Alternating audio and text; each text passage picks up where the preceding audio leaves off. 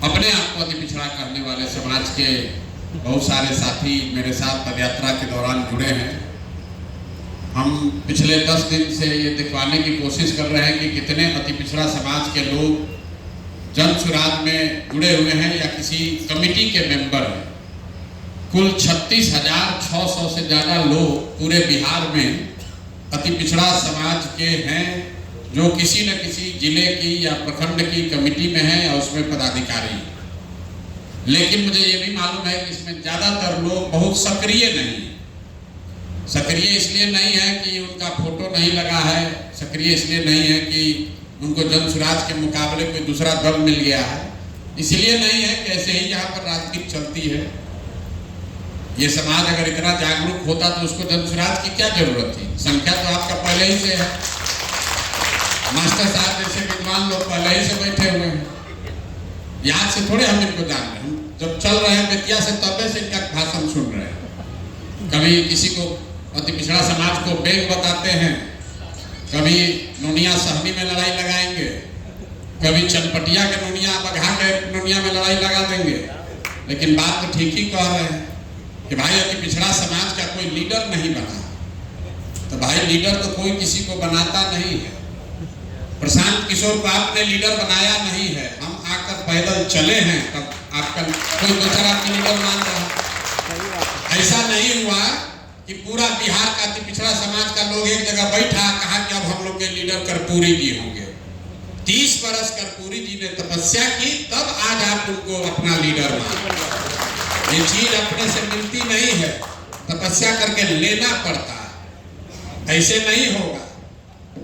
चाहे आप अति पिछड़ा है कि पंडित है कि कुशवाहा है कि भूमिहार है, जो मेहनत नहीं कीजिएगा तो कुछ होगा नहीं।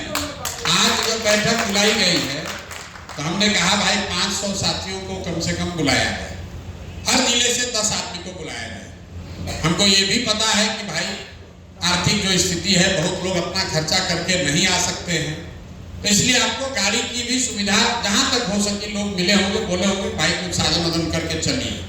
इसके बावजूद आपको पटना आना है, चुनाव का समय है, आप राजनीति करते हैं, किसी को टिकट चाहिए, किसी को पैसा चाहिए, किसी को नौकरी चाहिए, इसके बावजूद आप ऐसे यहाँ आए हैं जैसे लग रहा है कि प्रशांत किशोर के बेटा का तिलक अटेंड करने आए हैं। और जो शादी होती है उसमें कुछ लोग फूकाक होते हैं। सदिया के दिन बेटी के ब्याह में आप देखते होंगे कितनों आप व्यवस्था कर दीजिए, उसको खिसियाना ही खिसियाना। उसको यही लगता है कि हमें पर दुनिया टिकी है, हम ना रहेंगे तो सब ये नहीं होगा। बेटी के ब्याह आप लोग किए होंगे बहुत लोग। हम लोग भाई, हम लोग का ड्यूटी लगता था बच्चा थे तो ये भाई इनको संभालना, लड़का का चाचा है बहुत खिसियाता है। हमारे चचेरी बहन का शादी हो रहा था तो एक उसमें उनके परिवार के साइड से हवलदार थे, तो उनको आदत किसी ने लगाया, साधारण परिवार के थे लेकिन लड़का चूंकि अच्छे परिवार का हुआ तो शादी हम लोग के यहाँ उनकी हो रही थी। तो चचा जो कहे तो कहे कि हम रोथमेंस का सिगरेट पिएंगे। तब उनके लिए उस समय दिल्ली से मंगाया गया और हमारा ड्यूटी लगाया गया कि भैया नाराज ना हो, इनको जब जरूरत पड़े तो इनका बढ़िया से रोथमेंस का सिगरेट मिलते रहना चाहिए। शादी हो गई, उसके बाद ना हमने उनको देखा ना उन्होंने हमको देखा, आज तक पता ही नहीं कि चचा कहाँ गए। हर शादी में ये होता है। तो मुझे ऐसा लगता है कि अति पिछड़ा समाज ने धीरे धीरे अपने आप को बारात का फूफा बना लिया है। जहां जाते हैं आप रूस जाते हैं, अरे भाई आपकी संख्या है, इस पर भाषण देने की जरूरत क्या है, तो आपको मालूम ही है कि संख्या है। अभी राम बली जी ने बहुत अच्छा सवाल पूछा, 25 बरिस 30 बरिस से लड़े जा रहे हैं कि जाति जनगणना हो, और जब हो गई तो उसको पढ़े भी नहीं कि क्या हुआ, फिर नारा लगाने लगे, अरे गलती हो गया, कम हो गया, ज्यादा हो गया। अरे भाई जो मिला पहले देख तो लो कि क्या निकला उसमें। एक आदमी ने भी पढ़ा नहीं।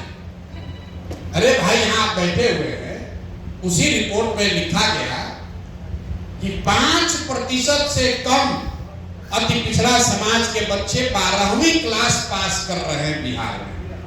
आप आरक्षण की लड़ाई लड़ रहे हैं, जरा बताइए कि किस नौकरी में बिना 12वीं पास किए आपको मिल सकता है?